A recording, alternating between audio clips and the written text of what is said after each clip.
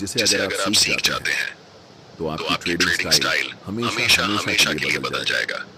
Technical analysis के जन्मदाता Charles डॉ ने ईयर 1900 में एक थ्योरी दिया था, डॉ थ्योरी, जिससे लोग एक्चुअली मार्केट को प्रेडिक्ट कर सकते थे कि आगे क्या होने वाला है। भले ही आज के YouTube ट्रेडिंग चैनल इस बारे में बात ना करती हो, लेकिन आज भी ये स्ट्रेटजी उतनी ही कामयाब है जितने की 100 साल पहले थी। और ये स्ट्रेटजी इसी थ्योरी से ड्राइव हुआ है, जिसे मल्टी टाइम फ्रेम एनालिसिस कहा जाता है।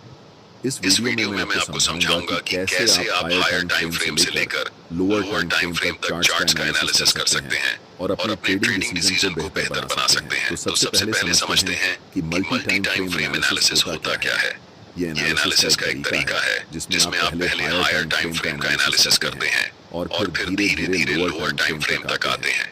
इस प्रोसेस में आपको तीन महत्वपूर्ण टाइम फ्रेम की जरूरत होती है। पहला time frame direction time frame होता है, जिसका उपयोग आप मार्केट की दिशा को समझने के लिए करते हैं। यानी आप देखते हैं कि प्राइस ऊपर जा रहा है, नीचे जा रहा है या साइडवेज मूव कर रहा है, जिससे आपको ओवरऑल ट्रेंड का आइडिया मिलता है। दूसरा time frame behaviour time frame होता है, जो प्राइस के बिहेवियर के बारे में डिटेल में बताता है। यानी प्राइस का मोमेंटम कैसा है, मार्केट स्ट्रक्चर ब्रेक हो रहा है या नहीं, वीक रिजेक्शंस या डोजी कैंडलस्टिक्स दिख रहे हैं या नहीं, और मार्केट रिट्रेस कर रहा है या नहीं। तीसरा और आखिरी time frame entry time frame होता है, जिसमें आप एक्चुअल ट्रेड एंटर करते हैं। अगर प्राइस डाउन ट्रेंड में है तो आप सेल के लिए देखेंगे, और अगर अपर ट्रेंड में है तो आप बाय करने के लिए देखेंगे। ये बहुत सिंपल है। ये जो टाइम फ्रेम्स आप इस्तेमाल करेंगे वो आपके ट्रेडिंग स्टाइल पर निर्भर करते हैं। मान लीजिए मैं इंट्राडे और स्विंग ट्रेडिंग का मिक्स उपयोग करता हूं, तो मैं 4 घंटे का टाइम फ्रेम डायरेक्शन के लिए, 1 घंटे का टाइम फ्रेम बिहेवियर के लिए और 15 मिनट का टाइम फ्रेम एंट्री के लिए उपयोग करता हूं। लेकिन अगर आप स्काल्पर हैं तो आपके लिए ये टाइम फ्रेम्स अलग होंगे। आप 1 घंटे को डायरेक्शन के लिए, 15 मिनट को बिहेवियर के लिए और 5 मिनट टाइम फ्रेम को एंट्री के लिए इस्तेमाल करेंगे। इसलिए टाइम फ्रेम पूरी तरह से आपके ट्रेडिंग स्टाइल पर निर्भर करता है। लेकिन मैंने एग्जांपल देकर समझा दिया है, जिससे आप अपने ट्रेडिंग स्टाइल के हिसाब से सही टाइम फ्रेम चुन सकते हैं। मल्टी टाइम फ्रेम एनालिसिस को शुरू करते हैं, जिसमें हम सबसे पहले 4 घंटे के टाइम फ्रेम को चुनेंगे, ताकि हमें पता चल सके कि मार्केट इस समय किस दिशा में है।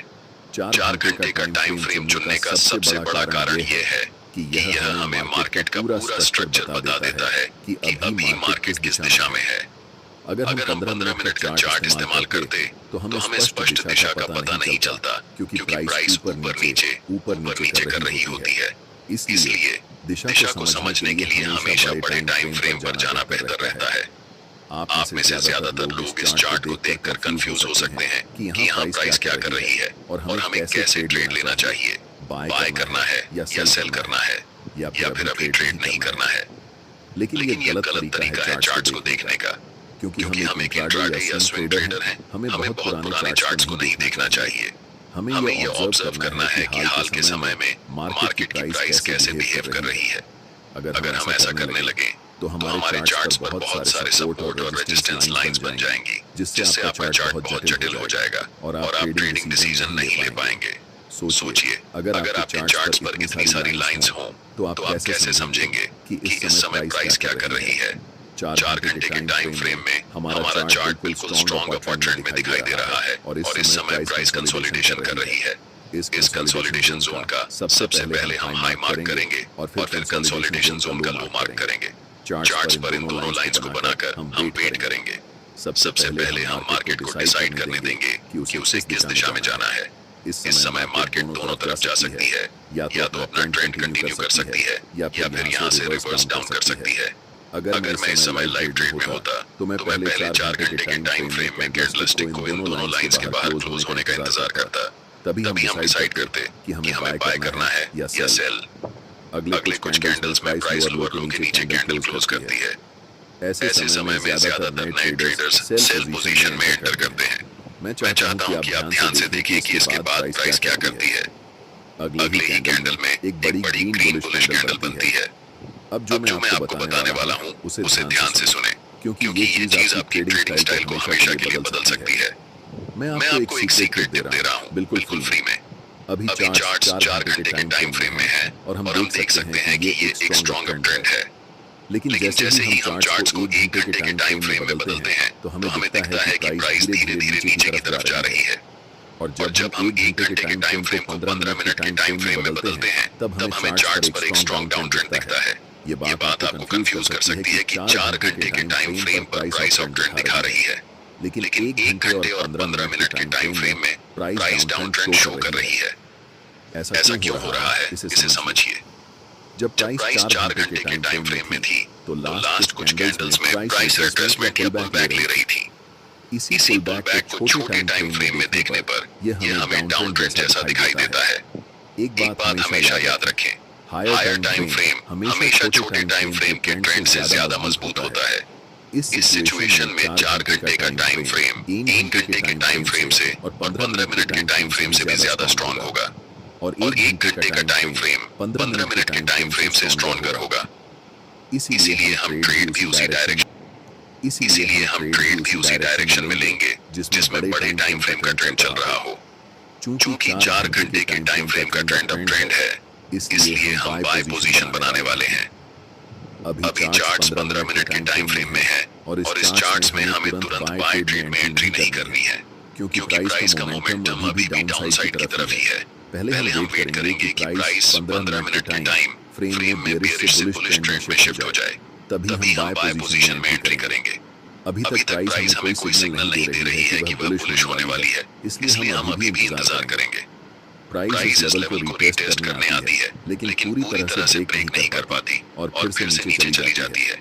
ऐसा दोबारा होता है, जिससे हमें पता चलता है कि अभी प्राइस साइडवेज हो चुकी है। इस समय बाय पोजीशन में एंट्री करने के लिए यह जरूरी है कि प्राइस इस लेवल के ऊपर क्लोज होकर अप ट्रेंड का स्ट्रक्चर बनाए। अगर हम प्राइस को 1 घंटे के टाइम फ्रेम में बदलते हैं तो हम देख सकते हैं कि अभी तक हमें कोई भी बुलिश सिग्नल चार्ट्स पर नहीं मिल रहा है जिससे हम बाय डिसीजन बना सकें। अगले कुछ कैंडल्स में प्राइस लास्ट स्विंग लो तक आती है और उस पर्टिकुलर लेवल से एक स्ट्रॉन्ग रिजेक्शन लेकर ऊपर की तरफ बढ़ जाती है, जिससे एक बिग ग्रीन बुलिश कैंडल बनती है।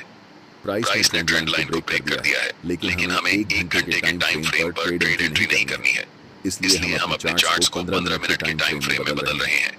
अब हम कह सकते हैं कि मोमेंटम डाउन ट्रेंड से अप ट्रेंड में शिफ्ट हो चुका है, और इस समय 15 मिनट के टाइम फ्रेम में मोमेंटम अप है, 1 घंटे के टाइम फ्रेम में मोमेंटम अप है, और आखिरकार 4 घंटे के टाइम फ्रेम में भी मोमेंटम अप है। जब इन तीनों टाइम फ्रेम में मोमेंटम एक ही दिशा में होता है, तब समझो कि आपका सेटअप बनकर तैयार हो चुका है, और यह किसी जादू से कम नहीं है। हमेशा याद रखें, कभी भी जल्दबाजी में ट्रेड नहीं करना चाहिए। हमें तब तक इंतजार करना चाहिए जब तक तीनों टाइम फ्रेम में प्राइस एक ही दिशा में ना हो जाए। अब यहाँ हम बाय पोजीशन में ट्रेड में एंट्री करते हैं, ठीक इस ज्वाइंट ग्रीन कैंडल की क्लोजिंग पर, जिसमें हमारा स्टॉप लॉस ट्रेंड लाइन के थोड़े नीचे होगा। इस ट्रेड में हमारा टारगेट लेवल 4 घंटे के टाइम फ्रेम का स्विंग हाई होने वाला है, क्योंकि प्राइस ने इसी लेवल से डाउन ट्रेंड की ओर शिफ्ट होना शुरू किया था। इसे आप सप्लाई जोन या रेजिस्टेंस एरिया भी कह सकते हैं। अगर आप टारगेट सेट करने में कंफ्यूज हो रहे हैं तो मैं आपको एक टिप देता हूँ। ट्रेड में एंट्री करने से पहले आपको चार्ट्स के लेफ्ट साइड पर ध्यान देना चाहिए और देखना चाहिए कि स्विंग कौन से लेवल पर है। जैसे कि लास्ट टाइम ये एक स्विंग हाई है और इससे पहले ये एक स्विंग हाई है, तो हम इस समय 2 टारगेट रख सकते हैं।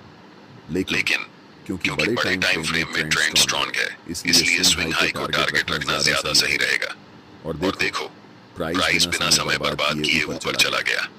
अब मैं आपको एक और तरीका बताता हूँ कि कैसे इस ट्रेड में एंट्री करनी है। एक फ्रेम को 15 मिनट से 1 घंटे में शिफ्ट करते हैं। अब प्राइस अपने हाई के आसपास है, और अगर आप यहाँ बाय पोजीशन में ट्रेड एंट्री करते हैं तो आपका स्टॉप लॉस काफी नीचे होना पड़ेगा, जिससे आपका रिस्क रिवॉर्ड रेशियो खराब हो जाएगा। इसलिए हमें तुरंत ट्रेड में एंट्री नहीं करनी है, बल्कि प्राइस को पहले रिट्रेस होने देना चाहिए इस लेवल तक। प्राइस रेड कैंडल बनाते हुए नीचे आती है और इस लेवल को टच करती है, लेकिन आप तुरंत यहाँ पर एंट्री नहीं ले सकते। अगर आप यहाँ एंट्री लेते हैं तो आप बस अनुमान लगा रहे हैं कि प्राइस ऊपर जाएगा, लेकिन प्राइस बहुत अनिश्चित होता है। चाहे कितना भी महत्वपूर्ण लेवल क्यों ना हो, वह कभी भी ब्रेक हो सकता है या फिर उस लेवल को रिस्पेक्ट नहीं कर सकता है। इसलिए हम इंतजार करते हैं कि मार्केट पहले कंफर्म हो जाए कि वह किस दिशा में जाने वाली है, उसके बाद ही हम ट्रेड में एंट्री करेंगे। आप अगर अपनी इच्छा के अनुसार ट्रेड करेंगे तो यह एक खतरनाक तरीका हो सकता है। कभी भी मार्केट में सरवाइव नहीं कर सकते हैं, चाहे आपके पास कितना भी कैपिटल क्यों ना हो। अधिकतम एक सप्ताह लगेगा और आपका कैपिटल डूब जाएगा। इसलिए हमेशा कंफर्मेशन का वेट करना चाहिए। अब प्राइस को 15 मिनट के टाइम फ्रेम पर शिफ्ट करते हैं। अगर आप देख रहे हैं कि प्राइस अभी भी डाउन ट्रेंड में है तो हमें कुछ नहीं करना चाहिए। जब तक हमें इस लेवल के ऊपर एक स्ट्रॉन्ग ग्रीन कैंडल के साथ प्राइस क्लोज नहीं कर जाती, तब तक इंतजार करना जरूरी है। एक बार फिर प्राइस प्रीवियस स्विंग लो को ब्रेक करती है और अगले कुछ कैंडल में एक स्ट्रॉन्ग ग्रीन कैंडल बनाते हुए ऊपर की तरफ जाती है और इस लेवल के ऊपर स्ट्रॉन्गली क्लोज हो जाती है। यहाँ पर एक कारण है कि प्राइस किसी पार्टिकुलर लेवल से रिवर्स क्यों हुआ। जैसे ही हम चार्ट्स को बड़े टाइम फ्रेम पर शिफ्ट करते हैं तो चार्ट्स के लेफ्ट साइड में एक डिमांड जोन नजर आता है। हम यहाँ सप्लाई को बनाया है। अब हमारे पास 3 कंफर्मेशन है। फर्स्ट 15 मिनट के टाइम फ्रेम में ट्रेंड अप है। सेकंड 1 घंटे के टाइम फ्रेम में ट्रेंड अप है और थर्ड 4 घंटे के टाइम फ्रेम में भी प्राइस अप है। हम जानते हैं कि यह सेटअप हमारे लिए एक जादू की तरह काम करता है। इस कैंडल की क्लोजिंग पर हम बाय ट्रेड में एंट्री करेंगे, जिसमें हमारा स्टॉप लॉस कैंडल के लो के पास होगा और take profit next swing high पर होगा। अगर हम बड़े टाइम फ्रेम पर देखें तो ये हमारा एक लेवल है जहां तक प्राइस जा सकती है। आप देख सकते हैं कि प्राइस वैसा ही करता है। धीरे धीरे मार्केट स्ट्रक्चर बनाते हुए ऊपर की तरफ उस लेवल को टच करती है, जिससे हमारा टारगेट हिट हो जाता है और हम प्रॉफिट बुक कर लेते हैं। यह ट्रेडिंग स्ट्रेटजी मेरे लिए सबसे अच्छा काम करती है, क्योंकि मैं एक इंट्राडे के साथ साथ स्विंग ट्रेडर भी हूँ। लेकिन जब आप इस स्ट्रेटजी को उपयोग में लाएंगे तो अपने ट्रेडिंग स्टाइल के अनुसार टाइम फ्रेम को चेंज कर सकते हैं।